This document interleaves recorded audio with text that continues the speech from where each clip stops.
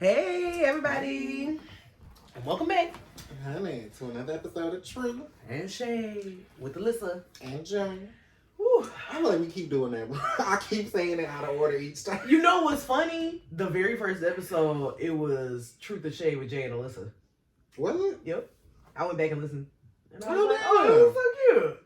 Because each time I'm like, or whatever, however we supposed to say it, I always say it out of sync each time. I'm like, God damn it. I feel like we always, either But way. it always comes. We welcome y'all, and y'all know it's Okay. Truth or Shade. You Yes. know, I'm Alyssa, and this is Jay. And Okay. like, okay. Either way. Either way. Look, we can be rappers. Okay. Okay. New salt and pepper. I would say Truth or Shade, that could be our name, but Look. it's already TNS. real shit. Oh, okay, welcome back. We got a fun episode for y'all today. Mm-hmm. We're gonna start off with obviously like our celebrity, like how we Yes. do. Okay. This first one is so exciting for me. So obviously, Tupac Amaru Shakur Yes. finally got his star on the Hollywood Walk of Long Fame. overdue. That made me so excited. Like I have always felt a like intimate connection, like a spiritual connection with Tupac, even though technically we were only on this earth for 3 years time, like overlap. But something about his music, it resonated with me so heavy. Same. And also, I think because I didn't realize that he was dead until I was like older. Saying I didn't realize it took me like when I was like a young kid growing up, I still thought he was alive until I got to maybe like 8. Especially because he still had music coming out. He still had albums coming out. Like, it was still stuff. So I'm like, oh, okay. But then, like, to really find out that he was dead, I'm like, oh my God. Like, that hit me so hard. Like, and I just recently watched Dear Mama, the documentary series on YouTube, or Hulu. Excuse me, not YouTube, Hulu. It was so good. I saw the first episode, well, the first part of it. I didn't see the other parts, but I did see the initial first. Watch episode. all 4 episodes. It was so good. It was so good. Like, I literally cried. Like, I laughed. I learned things. Like, it was so good. I was singing along. I'm like, let me re-download this. Like, It was interesting to he find was out. so ahead of his time. I didn't know how into his, I don't want to say faith or religion, spirituality he was into, and how that influenced his music. I think that was something I took away from it, especially in that first part. I'm like, wow, I didn't know that if you really listen to his music, he was really like telling a message. Absolutely. And it made me rethink about all the music that I've heard him. Like, damn, he really was talking about some shit. Like, because Thug's Mansion is probably my top #1 song from him. Anybody who knows me, has ever ridden in the car with me for an extended amount of time, you've heard me play that song. yes. I know you've heard me play that song. Like, is this one on the playlist? Put it on the playlist. Because one, it so beautifully spoke to the struggle of being Black in America. Not even necessarily just being, because I don't want to claim poverty as exclusively our own struggle, but I know that that's a prevalent struggle in our community. And hopelessness. I think he did very well with articulating the feelings of hopelessness, because that is a heavy ass feeling. When you don't have no light at the end of the tunnel, when you don't have no, like, it's gonna be a brighter day, the sun come out tomorrow, you know what I'm saying? Like, that's a heavy feeling. And for him to speak about it and articulate it the way he did is so beautiful. That's why I will still listen to his music till the day I die. Like, I literally don't care. Like, he's somebody that, like, he was so ahead of his time. He was so ahead of his time. It's not even funny. And for him to have been 25 when he died, the amount of wisdom that he had, the stuff that you was speaking on and speaking about, like... Because to me, Tupac the artist and Tupac the person are two different people. I feel that. And I definitely always felt like the Tupac we got to see, or the one that was always put into the media, was a caricature almost. Like, I feel like definitely the Tupac the artist was a caricature. Because if, like, just looking at the one part of the documentary I did see, or just whatever I've known of him, he was totally different from what we always saw as like Tupac. Right. Like, he was totally different from that image of him. And artistic and creative. And I feel like that was a disservice to him in a way, because I feel like it deemed or dimmed everything that he tried to say, the message he would try to get across. Because it would always make it seem like he was this angry, black, aggressive, cussing. Like, the image was always, I don't want to say negative, but it was just always like, he's just an outraged thug. And it's like, that's not it. Like, that's not who he is or what he's trying to get across. And you're misreading or purposely misconstruing what he's saying or the image to deteriorate his true message. I feel that. And I can agree. But I also, this is how I look at it. He was a true Gemini. That duality. Like, his birthday is the same day as my mama's birthday, June 16th. Shout out to my mom. And Bella Boo. But he was a true Gemini. He really embodied both spirits. Like, literally the calm, the creative, the intuitive, the thinker, the thoughtful, the thinker, the, the wisdom. But then on the other side, that thug ass nigga that's gonna tell you what the fuck is up. Hit him up, bitch. Like, you ain't about to play with me. You ain't about to play on my name. You ain't about to play with my time. You damn sure ain't about to play with my motherfucking money. Yeah, right. You ain't about to play with my respect. I'm a man out here. I don't care if you think that black people is lower. I'm a man in this motherfucker. And I'm looking you in your eye and telling you that. And you gonna hear every word that I'm saying. You gonna know I said that shit with my chest. That part. That is why I love him so much. Because even how Thug Life, like, he had it tatted on his chest. Thug was an acronym, right? For the hate you give. And there's like a whole thing where he talks about, like, it's not in the documentary, it's other stuff. It's other documentaries where it's listed in there where he talks about that. But he talks about, like, that's what it is. Like, the hate that you give breeds like these angry people, these thugs. You know what I'm saying? But it's really a natural reaction to the systemic racism, the systemic terrorism that we've been facing and living under for centuries. Yeah. So, shout out to Tupac. My baby finally got a star. And when we go to LA, I'm going to be on the star like this. I'm going to pose on the star like that. And y'all going to be like, oh, she did it. Go ahead. Okay. Next to tired ass EBT, well, BET. So they've been airing the second season of Celebrity College Hill, and it's entertaining. It's precedent season, pretty entertaining. Mix of celebrities going to HBCU. Now they have been. This season there was a physical altercation that they have been promoting. Yes. And sensationalizing since before the show even aired, before the season even aired.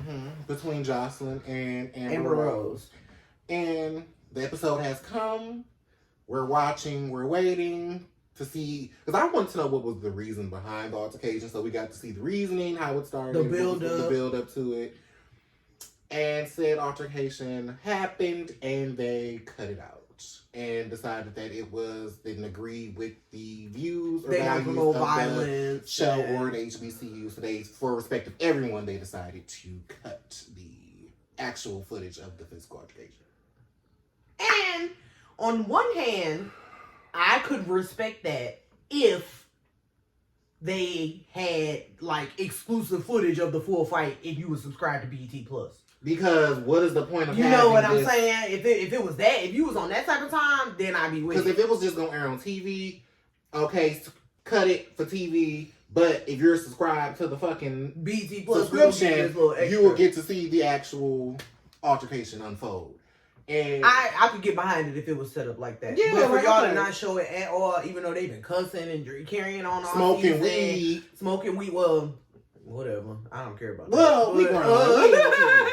But they've been smoking at the HBCU, all types of shit. All of this other stuff that y'all been allowing to showcase and show and do and all of that. But then the thing that y'all built the entire season around, y'all don't want to air it. Like, I feel like that was some bullshit. Because that's raw. For one, I feel like, why is physical violence always such all the time?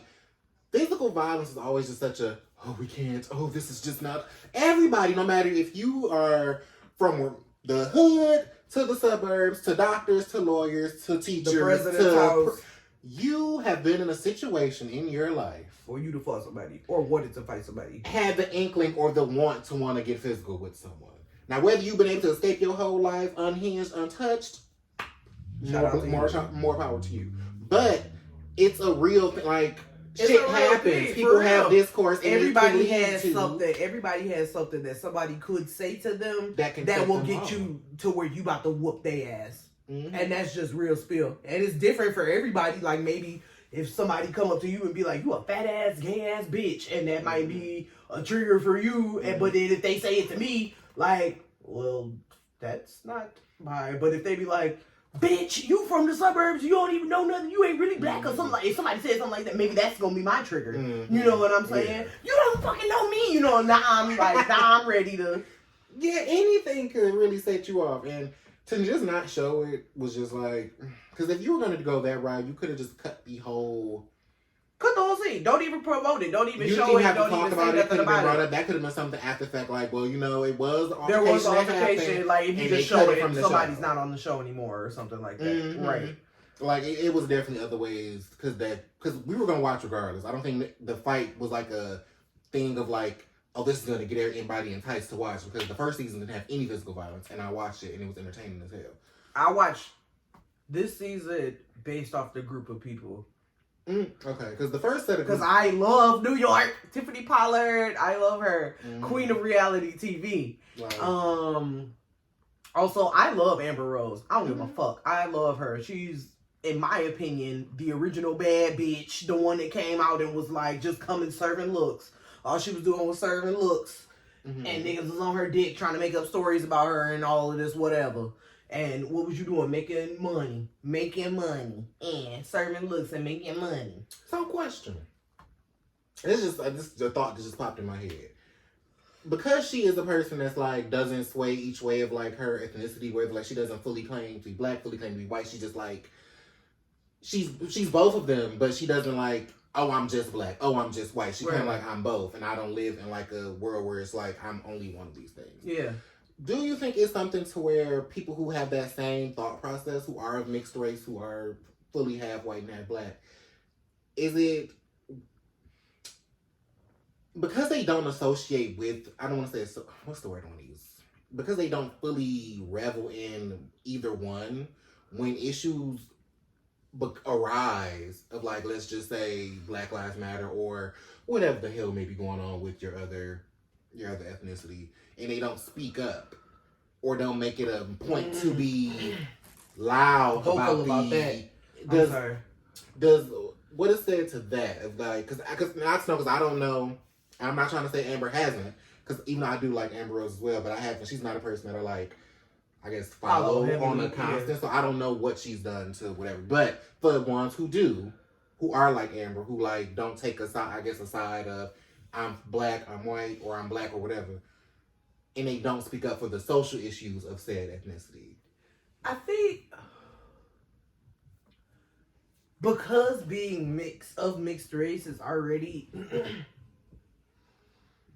a battle of identity in itself, mm-hmm. Right? I think that it's probably harder. I'll put it like this: I expect them to pick and choose what they're vocal about. Okay. Because it's already such a... Because, like, it's exhausting. Like, we both have our duality struggles. Mm-hmm. Like, you identify as black and queer. Mm-hmm. And me identifying as black and a woman. Mm-hmm. We both have our dualities or stuff where it's like, you gonna pick and choose. As a black person, do you speak up about every black thing? You know what I'm saying? Yeah. But as a queer person, you don't speak up about every queer thing. You know what I'm saying? So it's literally one of those things, one of those duality things where I think that I expect you to pick and choose, because I'm not always vocal about every situation that happens to every black woman. True. I'm not always vocal about every situation that happens to every black person. Mm-hmm. Like, if I'm speaking up for women all the time, and I'm speaking up for black people all the time, I'm always speaking up about everything all the time. Yeah. Basically. Yeah. That there's no room for anything else. Alright, I can deal with that.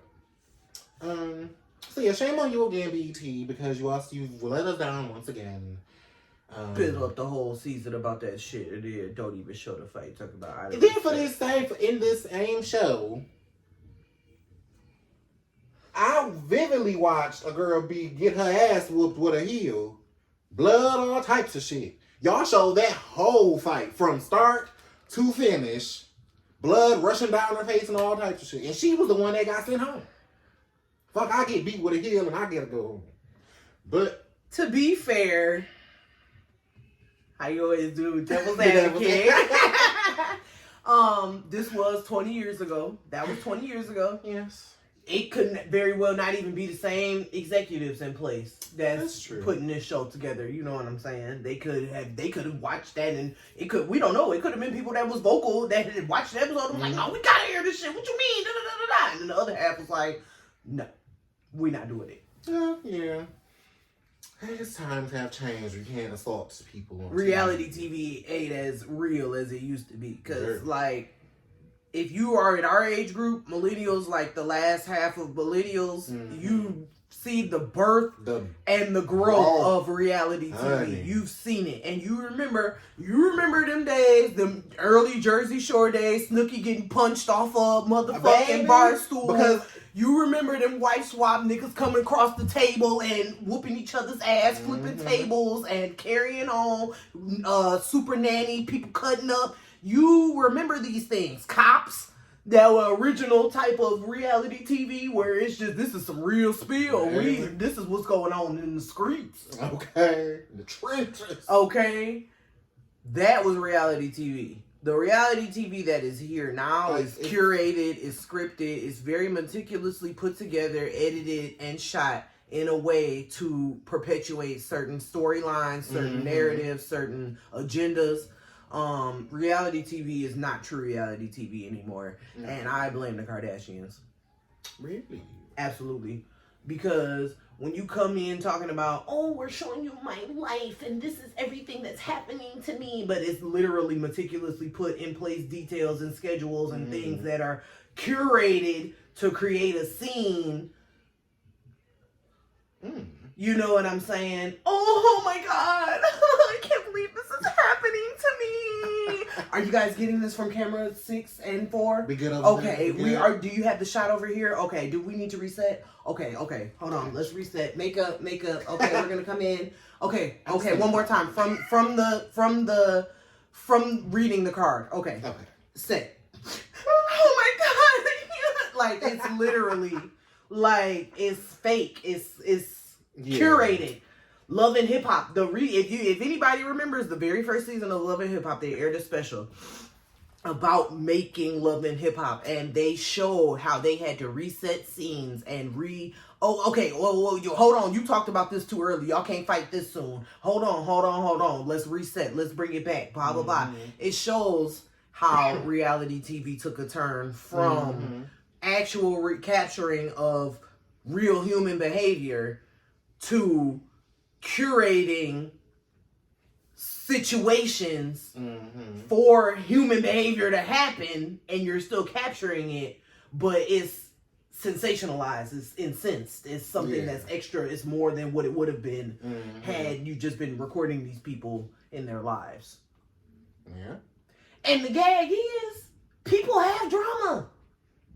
They do. You would get it anyway.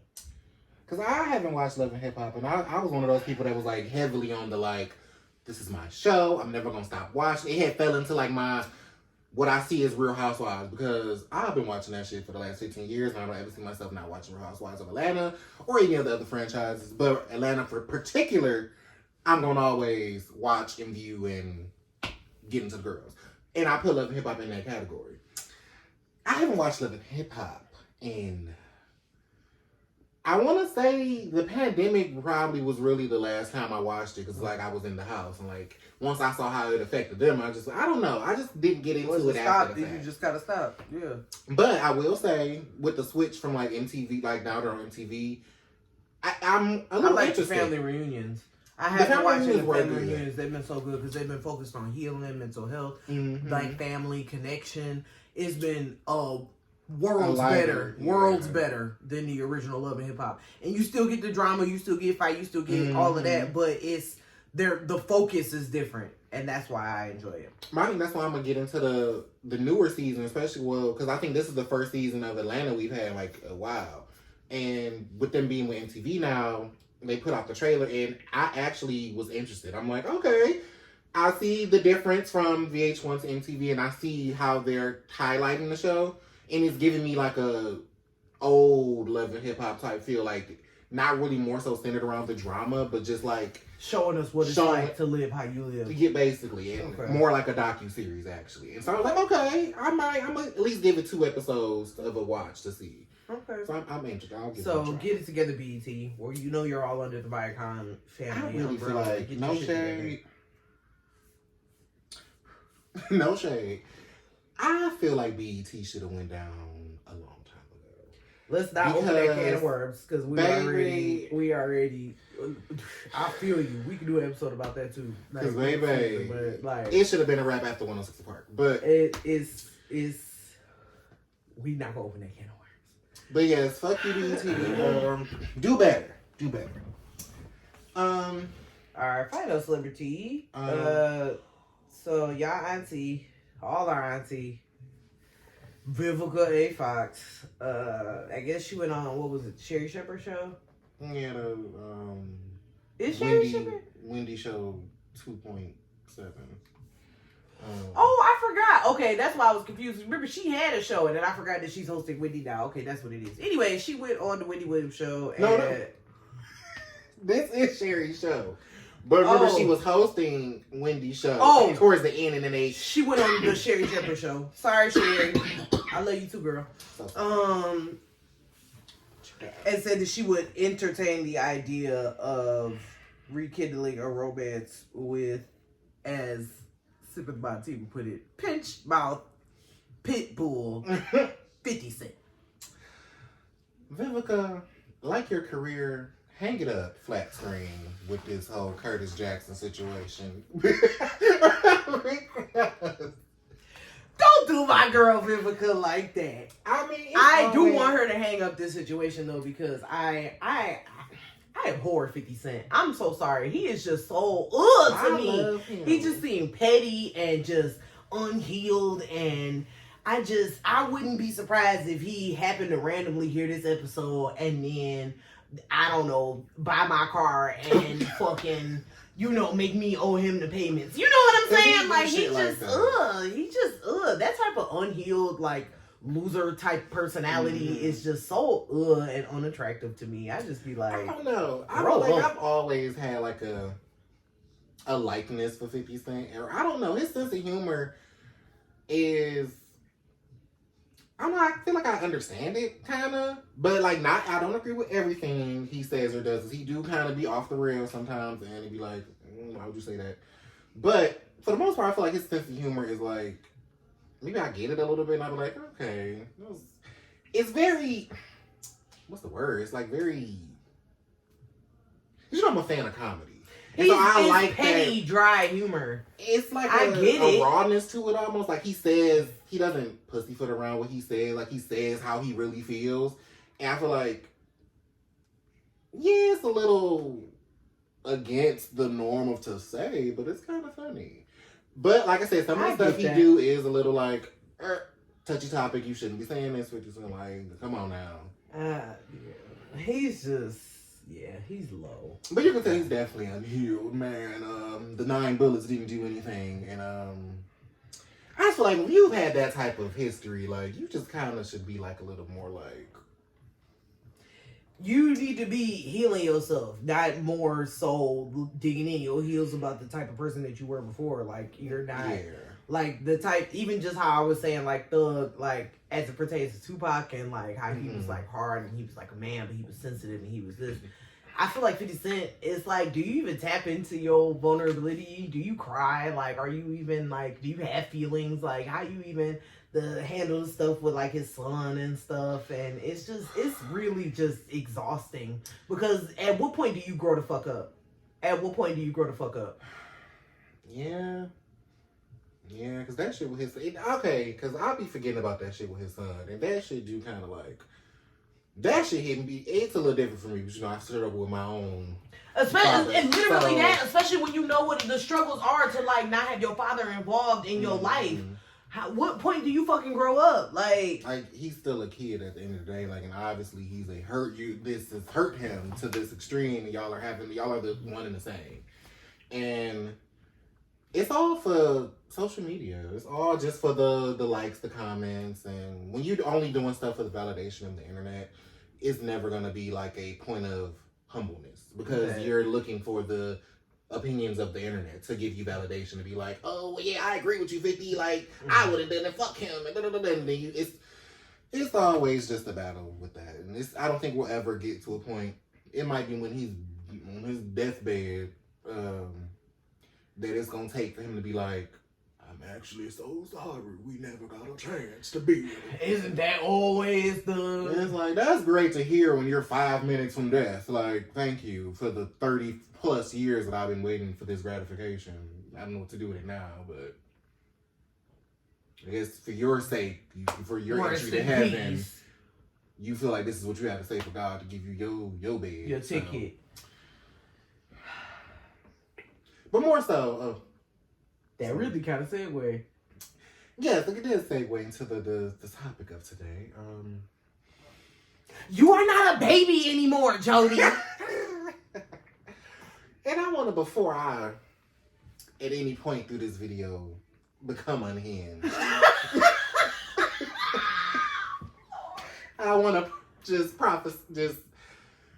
this is not a bashing. It's not. Black man. This is not a bashing of black Obviously, men. I am a version of a black man. I love black men. I love black men. But you niggas get on my nerves. And the things that you get away with and the things that you say and do with no consequence really bothers me a lot. And this is just speaking from a place of hurt because I love you. So I'm just hurt by your actions and doings. So, again... So sorry in advance, but...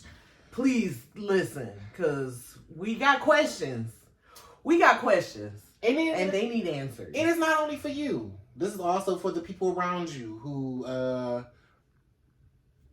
make you feel like this behavior is okay and the things that you say and do are okay. This is for them too. So the heat is on them too because they enable your behavior and all that shit. So, and accountability only feels like an attack when you're not ready to acknowledge the impact of your actions. Okay. I don't even know where to start. Okay, well, let's start really just... This is what, and I've been calling it this really since I done seen the film, the baby boy generation. Mm-hmm. And unfortunately, because I feel like most of us have seen Baby Boy... You watched it, you seen it, you heard of it. Even if you've seen the BET version or the DVD cut, you've seen a version of it. You've seen it. For those who don't, brief synopsis. The movie follows Jody, a 20-year-old young black male growing up in South Central LA. He is at somewhat of a crossroads in his life. He lives at home with his mom. She is engaged in a new romantic situation, and he basically needs to figure his stuff out. So you're either going to move in with one of your baby mamas. The one that is his girlfriend is Yvette. Ideally, he will move in with her. Because I feel like Peanut was still a child. Peanut still lived with her mom, like Jody. So... Ideally, it's Yvette. She has her own place. She has a car. He frequents. You know what I mean? So he gets with Yvette. But their thing is he just made her have an abortion because this would have been their second baby. Mm-hmm. They're still not married. They're 20 years old. Yes. And it just kind of dives into the life of... The day in the life of someone who maybe living, this may be their story. Mm-hmm. And while there's no shame in that situation, because it happens, realistically things happen, the shame is where you don't grow from these situations. Mm-hmm. Because at the end of the movie, Jody still did not have a job or a car. No. All he did was move in with Yvette. He had not married her. She was pregnant. But she was pregnant with the technically third child. And they lived happily ever after. And that's the happily ever after. It's a good success story, I guess. You and your woman straight, y'all have your baby. And while the fact that nobody, I guess, died in the main cast is great, I guess. I don't know that that's the happy ending, but because I think that was like a fear he had. Bringing children irresponsibly into the world, especially when you're not in a place emotionally, financially, mentally, physically, it's just irresponsible. Yeah. And it's happening too frequently for it to just keep being like, oh, well, these girls need to stop. These girls need to stop. Well, you know what type of... Because, where's the accountability for the people that's shooting these clubs up, maximum capacity, and just roaming the city? But they still live with mothers who condone this behavior, he just, this is fine, he not, A lot of that got to do with money, honestly. Like, because most of these niggas be drug lords, access to so much scam and shit, so they be having money. And unfortunately, when you have something that people want and that they can gain from, they will never see a problem with the things that you do, because if they tell you that there's a problem with that, then that loses them the access to your money. But not even that, though. I'm talking regular dudes. I'm saying I see this with regular people. Regular Joes. Or what you like to call them, regular Lamarcuses. Girl. I mean, it's they are coddled and taken care of in a way that young girls are not. That's true. And their behavior is excused for much longer than what it is for young women.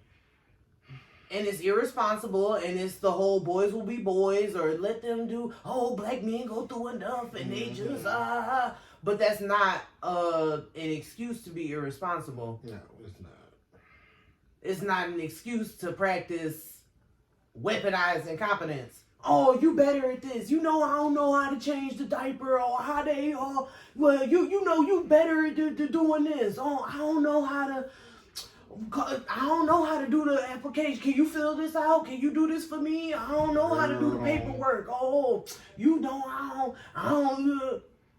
There's no want to. You don't feel like it's a problem because the people around you have made you feel like there's a problem. You never gonna change. But also, where is the idea? Where is the inner ambition, the want to be better? That doesn't what is. Because really, what qualifies as a man to you? What is being a man? Is it strictly just biological, that you have a penis and that you can skeet, you can inseminate someone and make a baby? And because that's literally not what a man is. It's a baby boy. It's a baby boy. It is. Because realistically, the most attractive man that was in that entire movie was Ving Rhames. And even though you had a checkered past, the fact that you learned from that, took from that, and made yourself better, you got yourself a business, you getting yourself square with your people, you trying to make amends with your people, you developing this healthy relationship with a new woman, and you trying to treat her right and taking care of her and making sure the shit around the house is fixed. She says she want a garden, you got your landscape and shit, you got her shit lay-hayed out there planting the soil and tilling the dirt. Yeah. Putting in work, that's a man. The woman says she want a TV, you get a TV, you done hooked it up, you got the VCR to set to record her shows already. Y'all young people don't know nothing about that, but it's okay. That's what a man is. Yeah. Somebody that get up, he know how to fix a sink. He know that your tires is about due for a rotation and the air pressure. It's crazy to me, the idea that boys beat their chest and 50-50 and woman need to be like this and you need to cook it clean and that do that. can't fix a leak, don't know how to do the door, you know what I'm saying, reinforce the door handles and hinges so that motherfuckers can't break in here, don't know how to load the shoddy. Girl. Then, add to that, some of them don't bathe properly, don't know nothing about no hygiene, wear the same clothes all week, and then wash them once, maybe, hopefully, in cold water with no soap, no fabric softener. They don't know nothing about. That should be wild when niggas talk like, oh, women ain't traditional, women gotta do this, and I want this, but you are, to no point are you the traditional man. You don't do anything that is of what a traditional man should want in a traditional woman. None of the. So why would you expect? Why? Because when I tell you my daddy is a man. Come on. Yeah. My daddy is a man. Your tire is low. You need some air. You need to I'll get this. Oh, I'll change your. He get the lawn together. He gonna do this. And if it's something that he can't fix or can't figure it out, best believe he on the horn, calling the right people. Hey, this needs to be our lawn stay cut. You know what I'm saying? Like, stop playing with me. Yeah. I mean, I feel like a lot of it has to do with your surroundings, unfortunately. Like if you're in an environment where poor behavior is not checked or not I'm not even gonna say uplifted, but like okayed, you are never gonna feel like this. You feel like this is okay because people around you make you feel like this is okay, this is fine. And then when somebody come in trying to tell you like, actually, friend, this is not, it's not okay, then you are always gonna look at it as like, that bitch, she ain't believe she's gonna tell me, trying to change me, ain't nobody, because nobody's ever told you this is wrong. Now that I'm telling you this is wrong, it's flipped on me like I'm a bitch, I nitpick, like, I just want better for you, friend. I just want better for you. Okay. And then they also get upset when women, especially black women, want successful black men because if you're successful, that says to me that there's a level to you that says that you want more. You want more. The same thing, like, about my dad. Like I was saying, like, you want more. You get up and go to work every day. You doing, big moves, making commercial real estate. When you was at a company where you was like, this ain't really, you branched out and did your own thing. Like, you're still gonna go get it. You know what I'm saying? And that is what's attractive about somebody that's successful. Even your everyday regular man that gets up and go to work and he got that check on time, but he's good with money management. He know what he gonna do. He gonna make sure that we always got some food. The lights is always on. It ain't never no, you know what I'm saying? And it's possible. And the fact that it's so many young brothers that's comfortable with literally sitting back and letting a woman do it because you done sat back, or unfortunately you done grew up where you done sat back and watched your mama do it. And even though she may have told you that you was the man of the house because you were the only man in the house, male in the house, it gives this like twisted mentality, like you said, that, oh, I just gotta be here. Because you have niggas just there to be there. And because if that is all Lord Jesus, if that is all that was ever expected of you, that's all you show up with. That's all you give a fuck. Like, I got it. If you know the bare minimum is enough, you're only gonna do the bare minimum. You ain't never know greater, better, wanting to more. I gotta do this. If I just do this, then I can have anything. At that point, everything else is granted to me. And unfortunately, like, the standards are so low. Most women are really satisfied with literally just having a dude be a dude in the house. Warm body.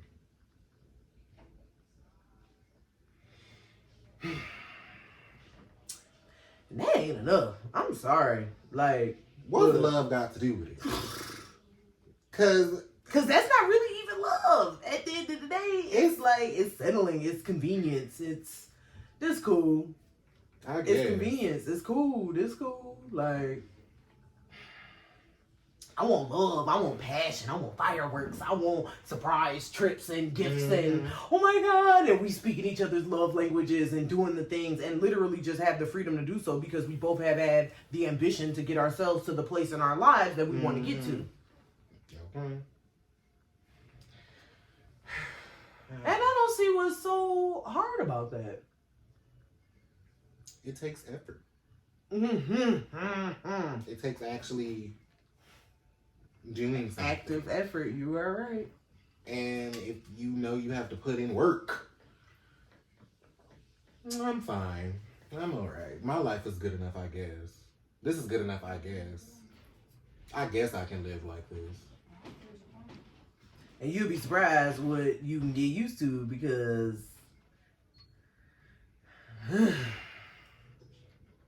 it's some spaces I don't ever want to be back at. Baby. It's just my scalp, honey.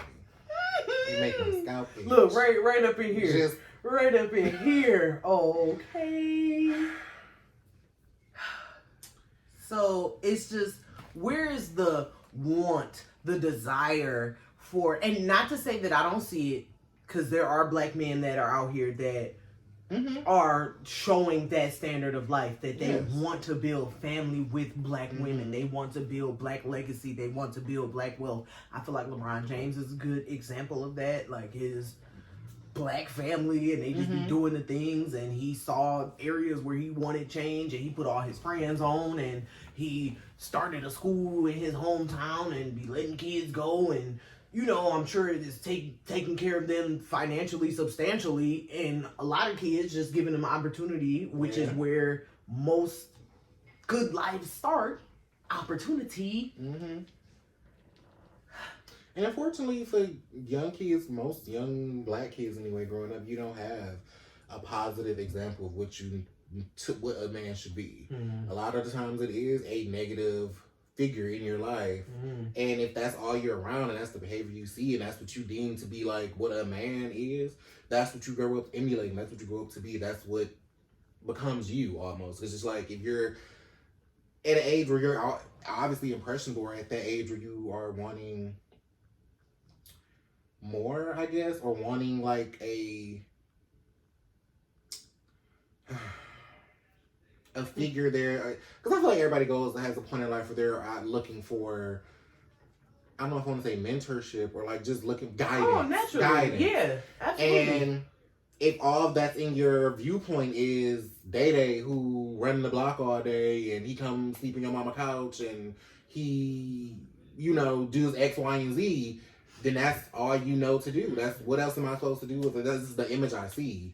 This is what I become. And I understand that too.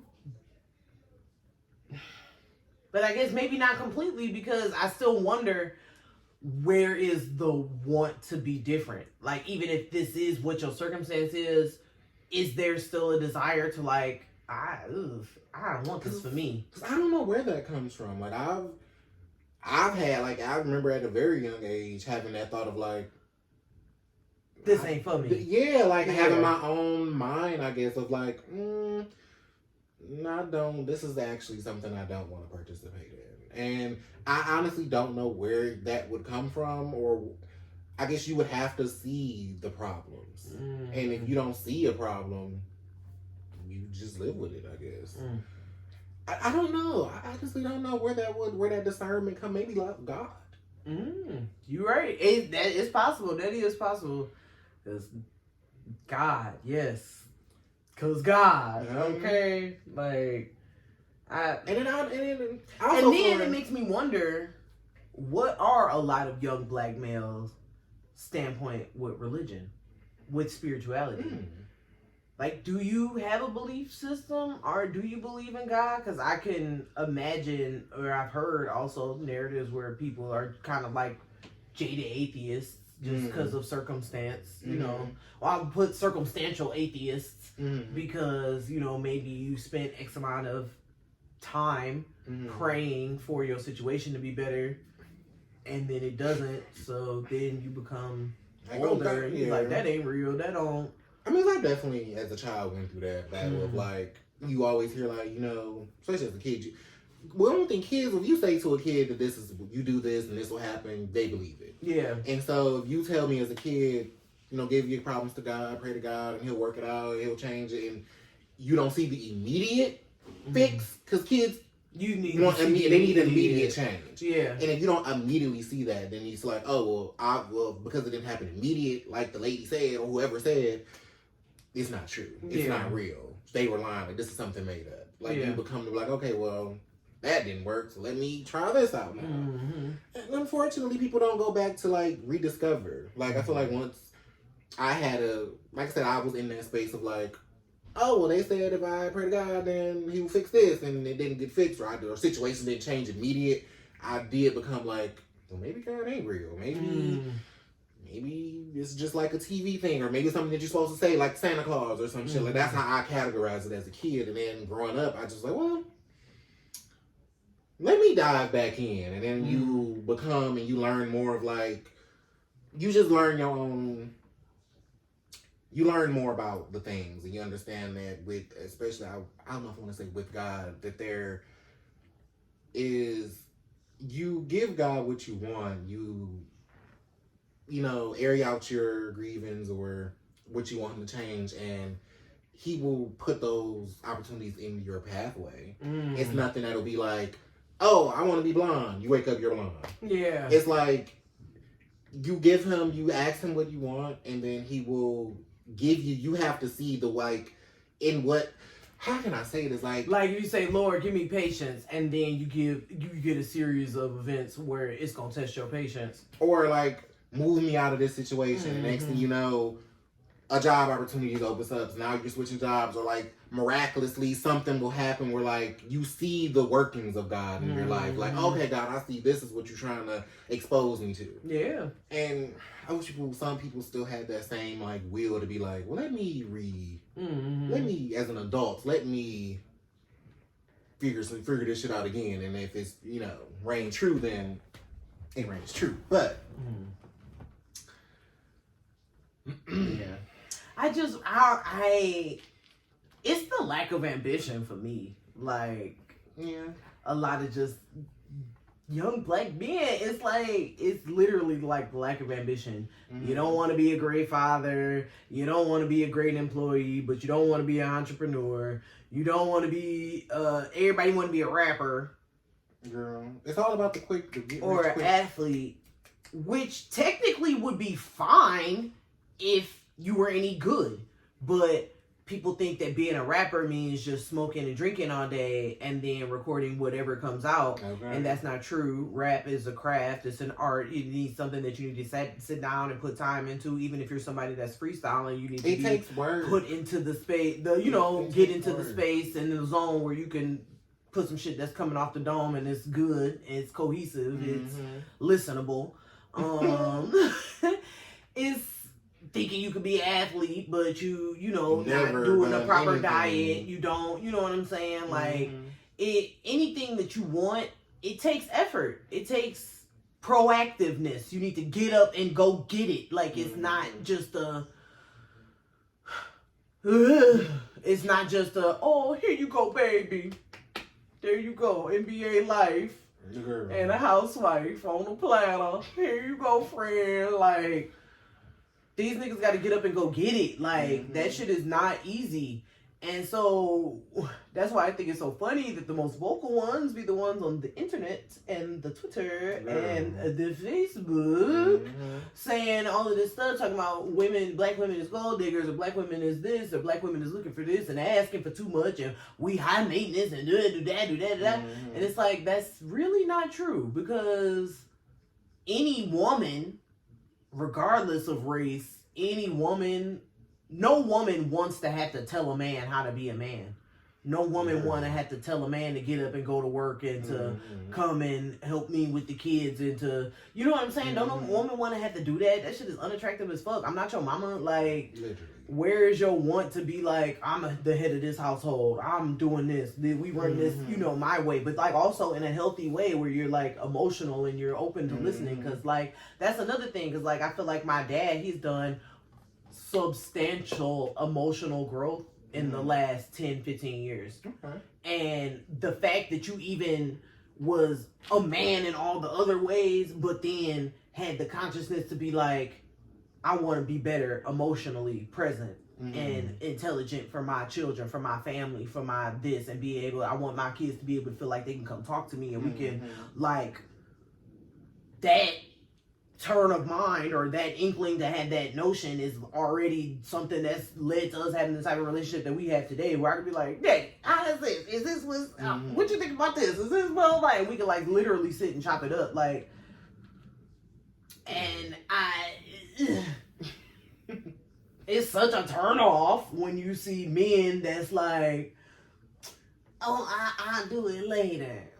How was I supposed to, what's the number? Oh, where was I supposed to go? Oh, well, it get you to the point where I'm just doing my fucking self because, and then here we are, now you got a whole situation set up because off some shit that I done did because you won't get off your lazy monkey ass and do it. Like, you don't have no intention, no inkling to want to do this. Like, these homosexuals that literally like enter relationships just to fuck women and just to have a place to stay, and you don't, because you don't want to do the shit that it takes to get money and get a job and get somewhere to get out on your own. Like, hey, I don't understand. Like, you don't just want that for yourself, your own place, to space, to have peace of mind, like to unwind, to be butt ass naked if you want to. Like, where is that? Because that's the part that's unattractive. Because a lot of what men are now is it's a constant competition between men and women. Because you have men who either hate their mothers, have a horrible relationship with their mothers, have gotten their mamas, or were quote unquote ugly ducklings as kids and got mistreated by women, and you grew up to be a little bit of cute. And now that fuels your anger, and it's become this like battle of like women this, women, and it's just like, heal yourself, baby, heal yourself, because a therapist will do you absolute wonders. I promise. Because men, it be so weird, like especially with these certain podcasts of men who like this is one, I ain't even gonna say the name of the show, but it's a certain podcast with these niggas who invite women on their show to degrade them. To be just like, oh, women are this, women are that, you women are this, women are that. They basically just tear down all the women that be on the show, but in the same breath turn around and be like, these are the same women that you want to fuck, that you desire. These same women that you're sitting in here degrading, telling that they're worthless, they ain't shit. These are the same women you want to have sex with you at the end of the night. But it don't be making sense to me. It's weird. It comes from that unhealed place where you literally have hurt and anger towards women and you can't figure it out. And the only way that it's appropriate to express it to women is through violence or sexually.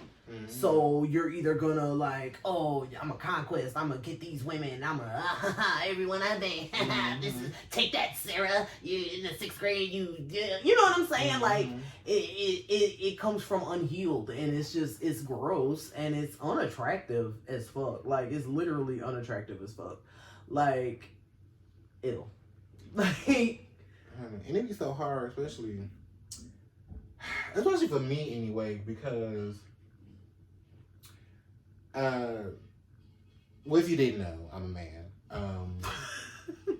If that was just ever a wonder or thought in anybody's mind or a confusion, I am technically a man. I've had my own battle with, like, I guess growing up, like, it was like a version of a man I never wanted to be.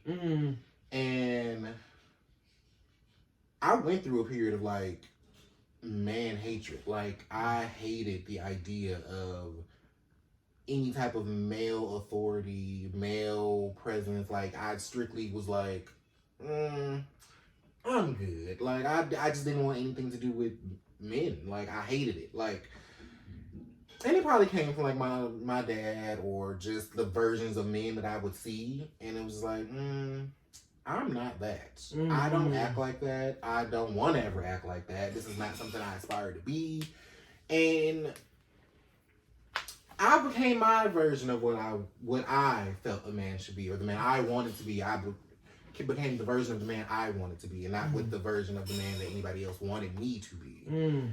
And even just like how because I feel like I speak about men in like a third party sense, where like I'm not a man. It's like because these are the men that I talk about are the men that I am not like, the men that I didn't aspire to be, the men that I despise actually. And it's just disheartening in a way to like, because like these are the men that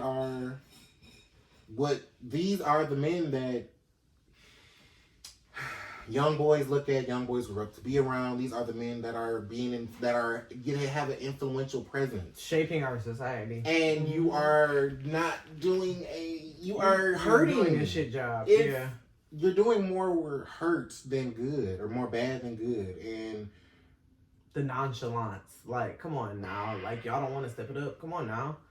Like, but then want to, oh, but when the police want to kill us, y'all want to act like, you know what I'm saying? You want to get incensed about stuff like that. And it's like, I get it, because obviously it's an issue. Police brutality is an issue. But he was actually kind of a scumbag. You know what I mean? Like, yeah. So, and it's unfortunate and it's frightening, and I can understand the fear, especially when you had a generation of men that had leaders like literally simultaneously popped. 3 different type of leaders too, like Medgar Evers, Martin Luther King, Malcolm X was literally killed within the span of like 6 to 8 years.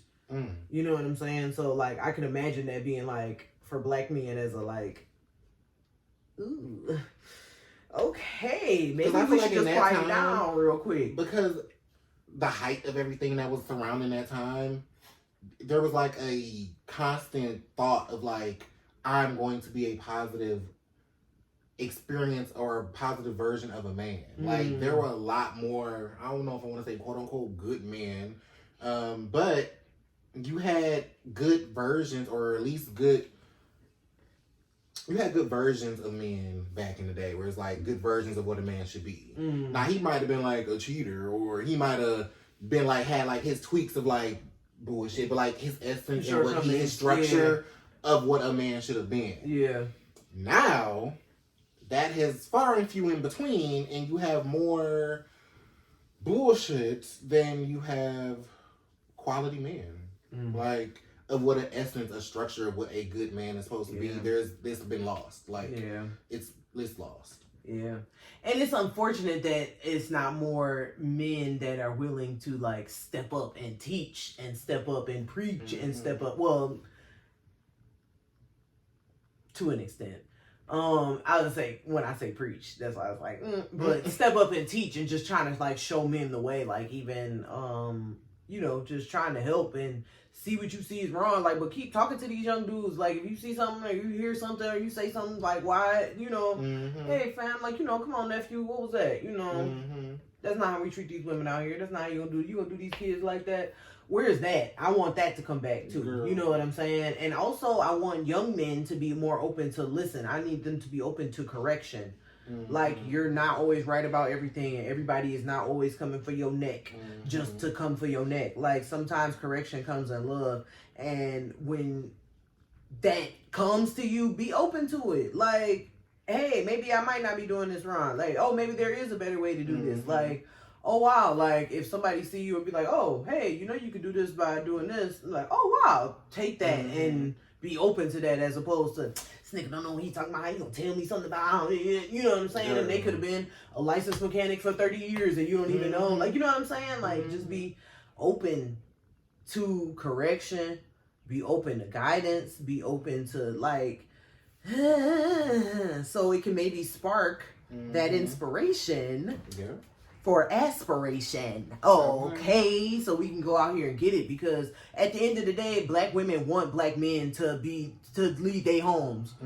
Black women want black men to be the ones that father their children and take them on trips and see the world with them and get money with them and do the things like step it up. Like, what the fuck? Like, do you know how many fine ass, talented ass, creative ass, full of potential ass niggas it is in prison?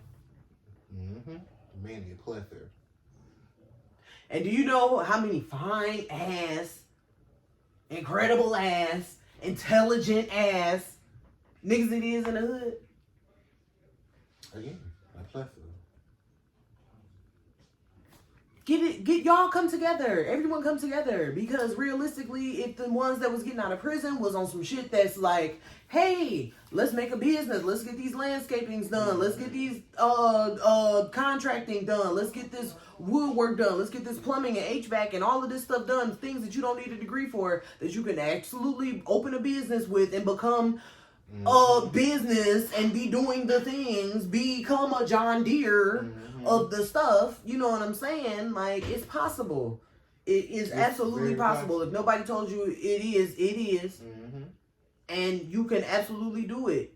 And if these niggas that know how to do the weight and calculate and the scales and the money math and all of this, if you're 25 and up, go to a community college and get you a little degree so that you can start you a business where you're teaching financial literacy to these athletes. It could be a whole business out here where you got a whole firm of brothers that look like you, that know the streets, that know the money math, that know the things, that got the charisma and the things that it takes to finesse and to sell ice to an Eskimo. Helping these athletes take care of their finances so that when they retire, they're not out on their ass begging for money in the streets. Getting contracts for them where their whole family and their kids can eat. Lawyers, I need y'all to come lawyers and prosecutors, and so y'all can get y'all homies and y'all brothers off and out and prove that this was a setup or that this was actually this. He was never there. This was innocence.